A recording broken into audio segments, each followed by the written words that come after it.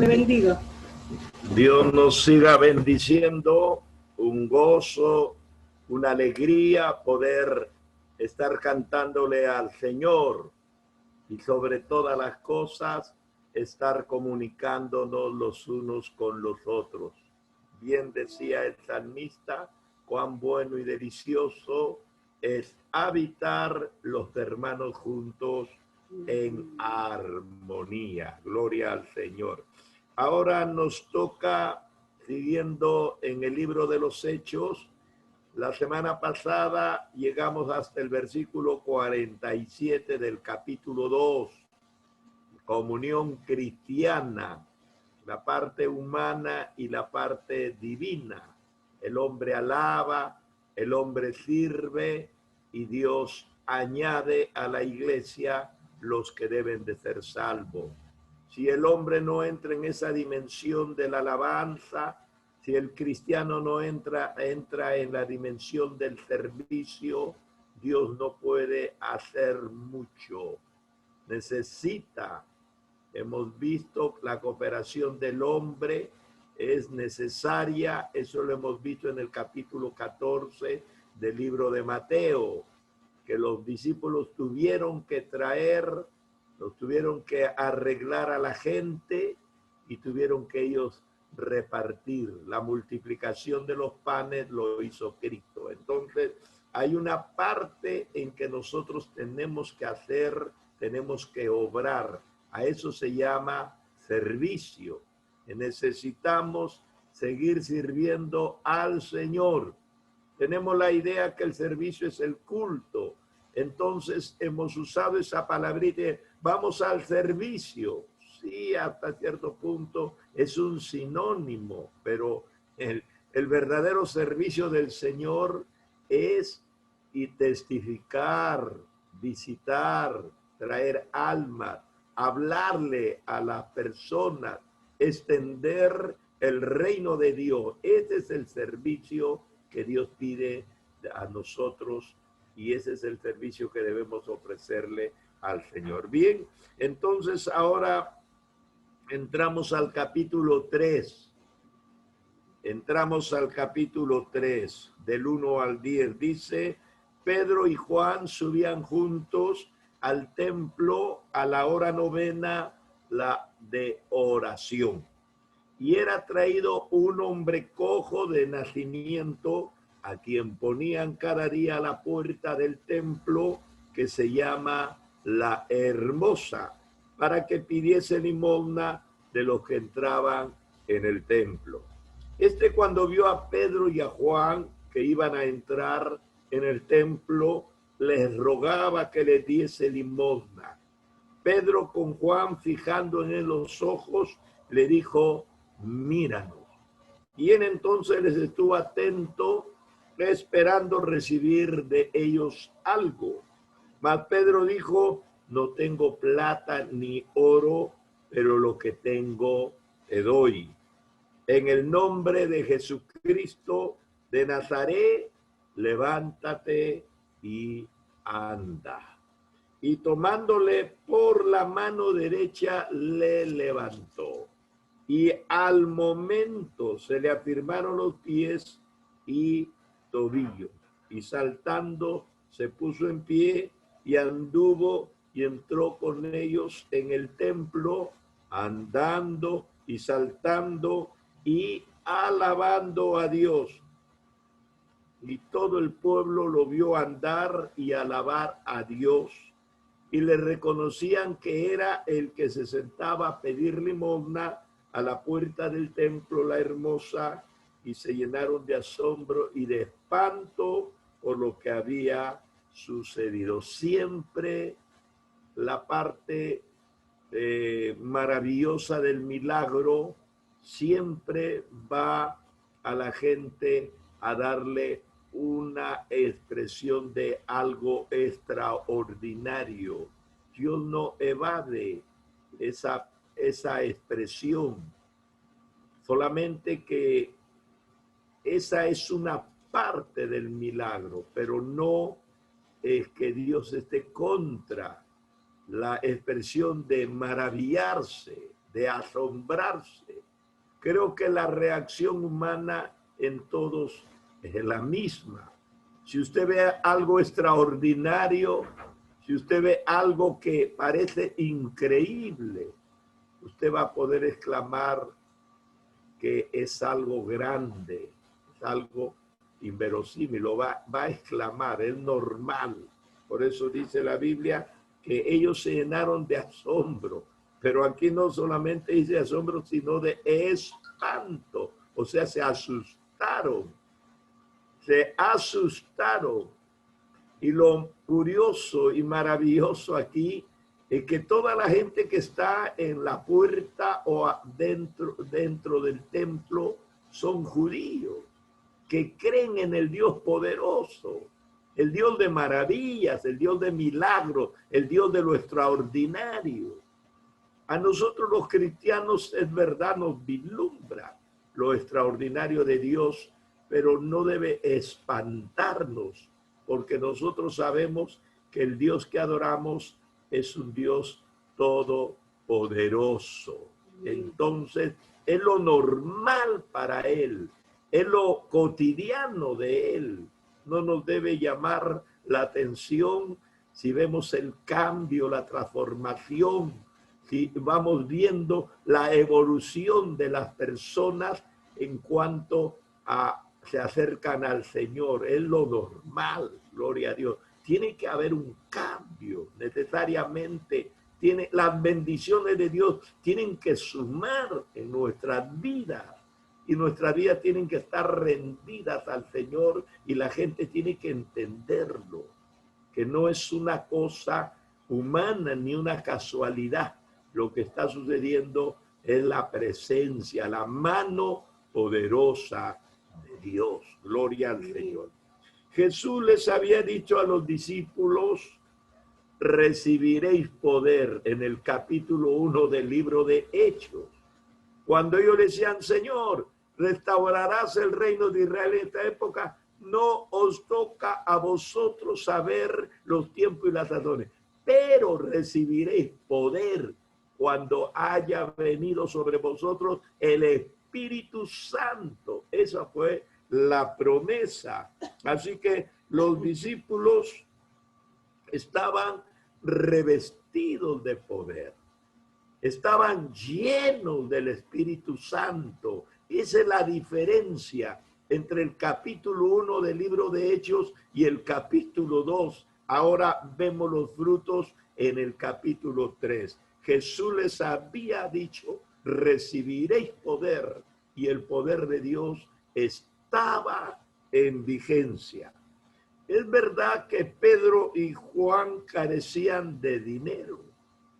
Nosotros hemos leído el capítulo 2 en la comunión cristiana del 43 al 47 la semana pasada, y hemos visto cómo la gente vendía sus propiedades, cómo la gente se deshacía de sus propiedades y juntaba todo este dinero.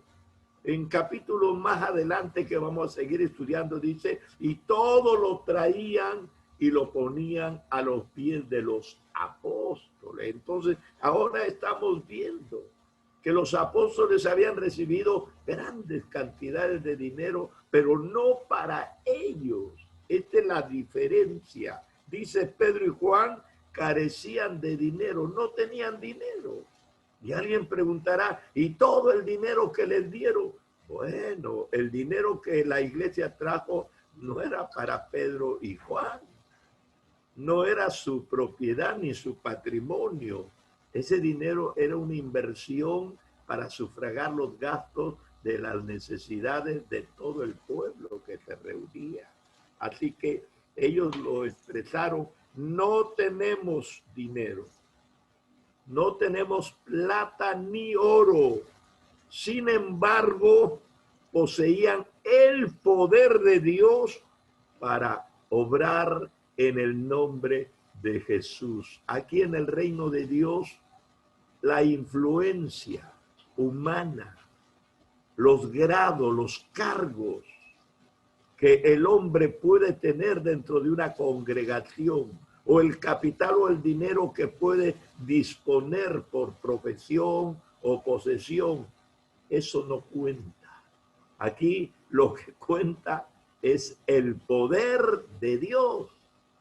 Si usted está lleno del poder de Dios, aunque sea la persona más sencilla, aunque sea la persona más humilde, aunque sea la persona más débil físicamente o económicamente, la persona que menos posesiones tiene, aquí lo que prima, lo que determina, no es lo que al hombre le da como estatus. Aquí lo que le da estatus al creyente es el poder de Dios. Tratemos de entenderlo. Y el poder de Dios viene con el Espíritu Santo de Dios. Ya lo hemos estudiado. Estas señales que comenzaron ya a darse seguidamente fueron la característica principal del ministerio de Jesús. Lo sabemos desde el principio que él comenzó a predicar y donde la gente venía, él sanaba, él liberaba, él dominaba la naturaleza, él estaba haciendo siempre milagros, señales y prodigios, y la gente estaba totalmente impresionada. Así que estos milagros fue la característica. Luego fue la característica de sus discípulos, porque ellos lo siguen haciendo, estos milagros. Y hoy día debe ser la característica de la iglesia, pero no debemos de exagerar, no debemos de pintar los milagros, exacerbarlos, no.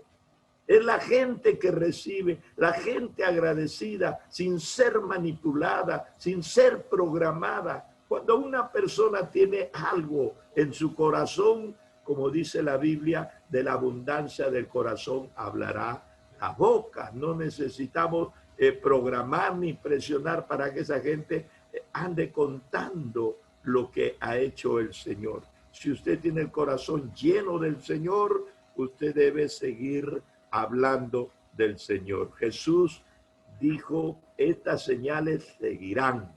Esa es la promesa, es una propuesta. Estas señales seguirán. El apóstol Pedro dijo, lo que tengo te doy. En su bolsa, en su cartera, no tenían dinero, pero a través de su fe, ellos tenían el poder de Dios. Y esta debe ser la expresión de cada creyente, esperando que en el nombre de Jesús todo milagro sea posible. La iglesia tiene que saber que somos una comunidad contactada con el Dios Todopoderoso. Como el rostro de Moisés se iluminó cuando estuvo en el monte Sinaí recibiendo las tablas, el cuerpo, el ser, el alma del cristiano tiene que iluminarse, irradiar ese halo de cambio y transformación del Espíritu que hemos recibido. Gloria sea al Señor. Entonces, usted no puede dar si antes usted no ha recibido. Esa es la característica. Por eso Jesús les dijo, no se muevan de Jerusalén. No se muevan de Jerusalén. Aunque es peligroso, no se vayan hasta que haya venido sobre vosotros. Y cuando venga el Espíritu Santo, entonces recién me van a ser testigos en Jerusalén, en toda Judea, en Samaria y hasta lo último de la tierra. Pero no se muevan. Así que los discípulos habían aprendido el secreto de esperar en oración. Eso es lo que dice el versículo 1, 14 y 15, reunidos en oración. Así que en el principio los discípulos no lo entendieron. Cuando se iban a orar con Jesús, Jesús estaba orando y ellos se dormían. Esto sucede en nuestras iglesias. El pastor, el director de la programación, el director de la oración está que ora. 10 hermanitos o 20, según la cantidad de gente que hay en la iglesia, están orando.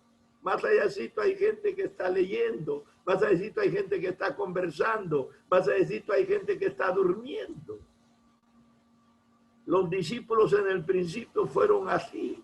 Jesús los llevaba a orar y ellos terminaban durmiéndose. Y hay muchas personas que no están entrenadas en el campo de la oración, pero eso no va a desarrollarse si antes usted no comienza a orar hoy. El asunto es así, aunque sea 10 minutos, luego 20, luego 30. Nosotros oramos aquí 1 hora exacta. Yo pongo mi despertador para que a las 7 de la mañana ya me avise que he terminado la oración. Y le digo a Lila siempre, parece que 1 hora ya no alcanza. A veces me quedo con las peticiones, ya no alcanza. Hay tanto por qué pedir, se desarrolla tanta la necesidad y la comprensión y la confianza con Dios que uno puede estar muy bien algunos minutitos orando. Entonces, el principio de la oración fue la base fundamental del crecimiento y el desarrollo de esta vida sobrenatural. Así que los discípulos fallaron y nosotros estamos fallando. No podemos entrar en este nivel espiritual, pero Cristo los persuadió a seguir orando mientras esperaban la promesa del Padre.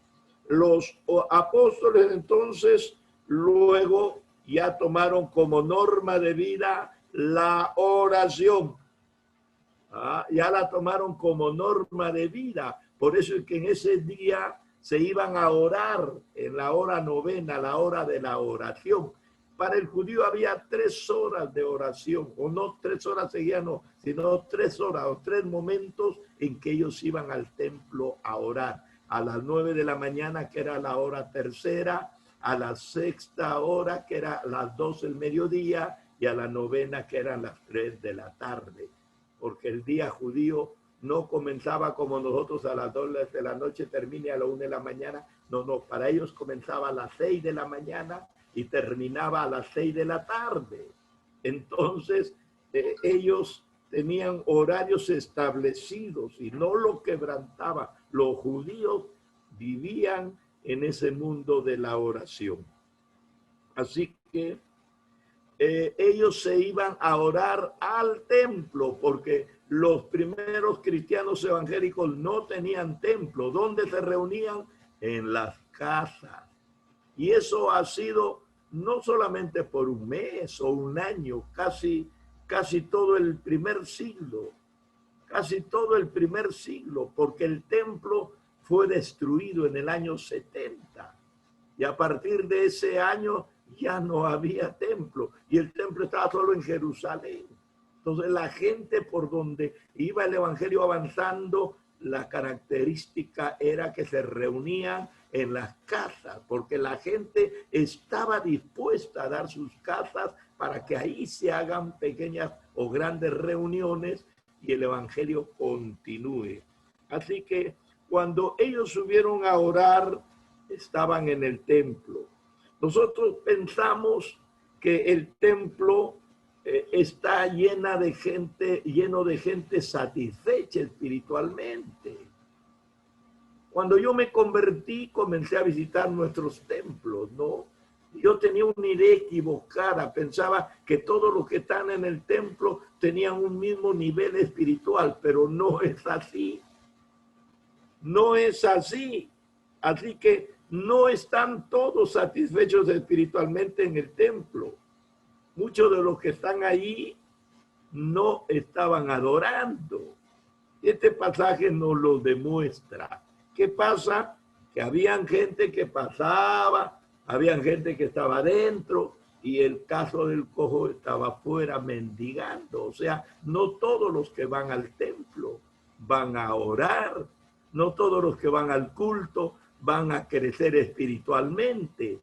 No todos los que asisten son personas que van desarrollándose en la imagen del Señor. Hay desniveles bien marcados. Así que es necesario saber que uno va al templo a rendir culto a Dios, a adorar a Dios, a dejar sus peticiones, a dejar sus insuficiencias, a dejar todas sus dudas, a salir bendecido espiritualmente. Tenemos fallas, errores, pecados escondidos, una mente perturbada, un corazón tal vez insensible. Cuántas cosas en nuestra naturaleza no andan bien. Pero cada vez que vamos al templo, tenemos que ir creciendo en la gracia del Señor. En este momento, por ejemplo, que estamos escuchando la palabra del Señor, dejamos que el Espíritu de Dios nos vaya arreglando. Ya alguien está diciendo, hay que orar un poquito más. Y alguien estará diciendo, cuando nos reunamos, debemos de ir con disposición para estar alabando y glorificando a Dios. Así que mientras unos oraban adentro, el cojito estaba afuera, unos pedían a Dios, el cojito pedía a los hombres. Uno buscaba satisfacción espiritual, el cojito buscaba satisfacción material. Mire la polarización, mire la diferencia. En un solo día podemos ver, en un solo culto podemos ver la gran diferencia. Así que el cojito afuera suplicaba por algo material. Mientras la gente buscaba la dádiva espiritual, este cojito andaba buscando la dádiva material. ¿Qué nos enseña Mateo 6:33? Este debe ser nuestro versículo clave. Mas buscar primeramente el reino de Dios y su justicia. Hasta ahí estamos en la parte espiritual, pero al mismo tiempo termina el versículo diciendo, y el resto vendrá por añadidura. Entonces viene lo material. Primero delante de Dios es lo espiritual, después lo material. Para nosotros la cosa es invertida. Primero es lo material y después es lo espiritual. Ahí está el cambio de priorización. Así que este cojito buscaba una dádiva material.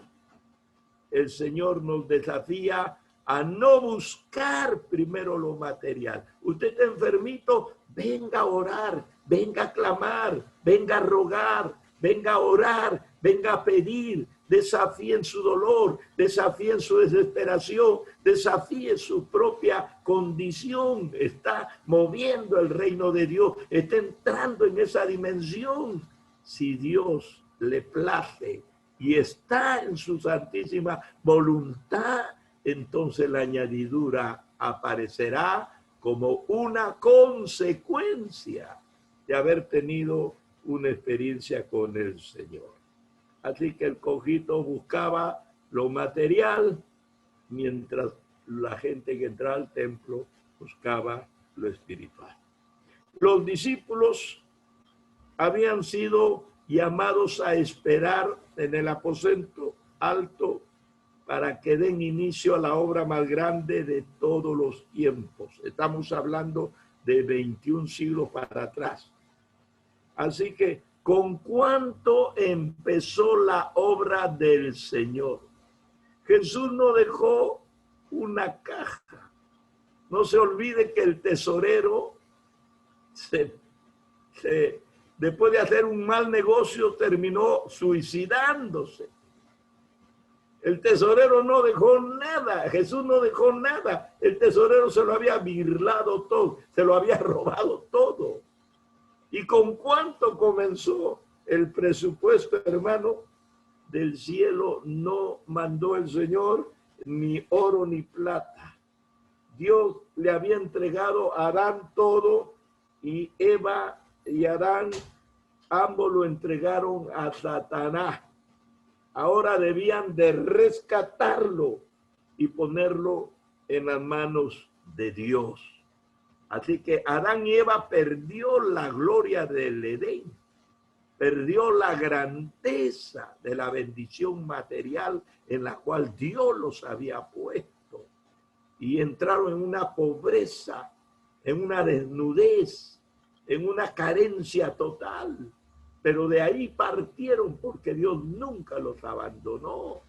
Entonces, Dios no creo que tenga oro en el cielo o plata en el cielo.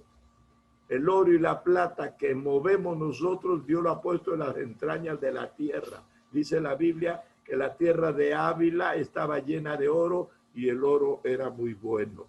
Así que el presupuesto que Dios había dado era cero materialmente, pero era el poder de Dios espiritualmente. Así que del cielo no va a venir ese dinero. Muchos tratamos de sufragar los gastos de las enfermedades y problemas cotidianos con dinero. Y eso es la tónica nuestra.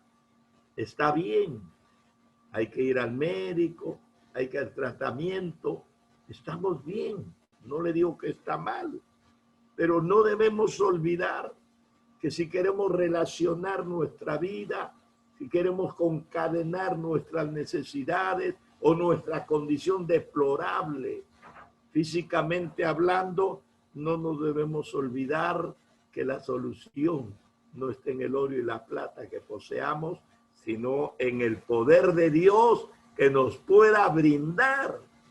Ahí está el secreto, en el nombre de Jesús, un cheque en blanco para que usted crea, para que usted se aferre, para que usted priorice, para que vaya primero a Él. Yo creo que Dios nos derivará donde deben atender, ¿no? ¿Cuál fue la mayor limosna que recibió el cojito ese día? Si le hubiera dado Pedro y Juan una limosnita o limosna, le hubiera puesto ahí una moneda, no habría hecho nada a favor del mal de este hombre. Le habría servido para comprar comida, le habría servido para comprar alimento, material, que con el uso se iba vuelta a terminar. Pero ellos no le dieron oro ni plata, porque si les hubiera dado dinero, ese dinero se gastaba, se acababa en las manos del pobre cojo y él seguía en la mendicidad. ¿Cuántos años tenía mendigando?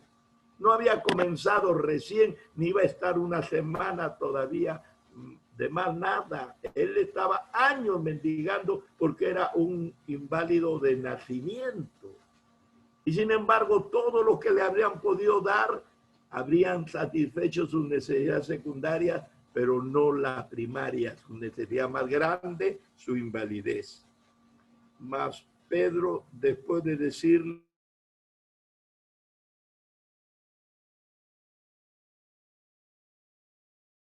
porque él estaba esperando una oración, lo que estaba esperando era una moneda, él no estaba esperando su sanidad, él sabía que había nacido enfermo y se iba a morir enfermo, ahí no iba a haber ningún cambio, ninguna modificación. Y es terrible cuando la gente no tiene esperanza. No, dice, mi padre fue así, mi madre fue así, yo también soy así, es la religión, es la tradición, nuestros padres pueden ser lo que hayan sido, pero el Señor tiene para nosotros una bendición nueva y fresca hoy. Así que les miraba y ellos dijeron, oro y plata, o plata y oro no tenemos, pero tenemos algo para ti. Y tomándole de la mano le dijeron, en el nombre del Señor, levántate.